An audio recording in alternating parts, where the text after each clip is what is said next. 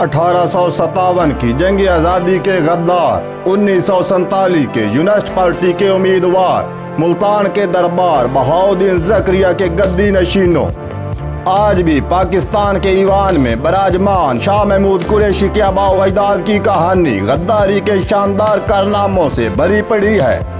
1819 ईस्वी में रंजीत सिंह ने जब मुल्तान फतह किया तो इस खानदान को जगीरों से नवाजा गया, क्योंकि शाह महमूद कुरैशी के लक्कड़दादा, जिसका नाम भी शाह महमूद ही था, ने मुसलमानों के मुकाबले में रंजीत सिंह का साथ दिया और हक़ गद्दारी खूब निभाया।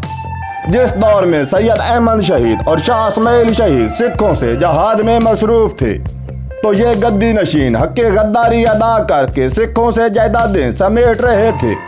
बाद में जब रंजीत सिंह के मुकाबले में अंग्रेज़ों का पलड़ा भारी होने लगा तो मौसूर शाह महमूद कुरैशी अंग्रेज़ के साथ मिल गए। 1857 की जंग आज़ादी में शाह महमूद कुरैशी ने अंग्रेज़ फौज के साथ मिलकर मुजाहिदीन आज़ादी का कत्लेआम किया।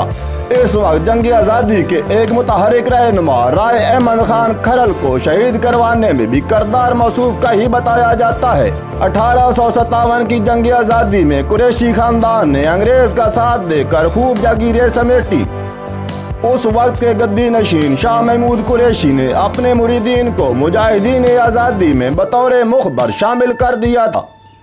इस तरीके से अंग्रेज़ को मुजाहिदीन की पल पल की खबर मिलती रही।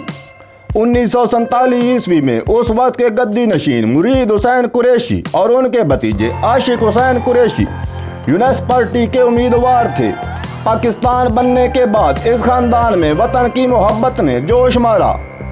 मखदूम मुरीद हुसैन कुरैशी के बेटे सजाद हुसैन कुरैशी पाकिस्तानी सियासत में सरगर्म हो गए। पहले MPA, फिर सेनेटर बनने के बाद बेल आखिर गवर्नर पंजाब बनकर हुक्मरानी के मजे लेने लगे। सजाद हुसैन कुरैशी के फर्जंद अर्जमन शाह महमूद कुरैशी मौजूदा गद्दी नशीन आज भी हमारे ईवानों में मौजूद हैं और मौसूफ आजकल गद्दारी के फतवे जारी करते फिरते हैं। एक कुरैशी खानदान ही नहीं, बहुत से गद्दार खानदान आज भी हम पे मुसल्लत हैं और हम इनकी अंधी तकलीद कर रहे हैं। इसके साथ ही इजाज़त दीजिए, वस्सलाम।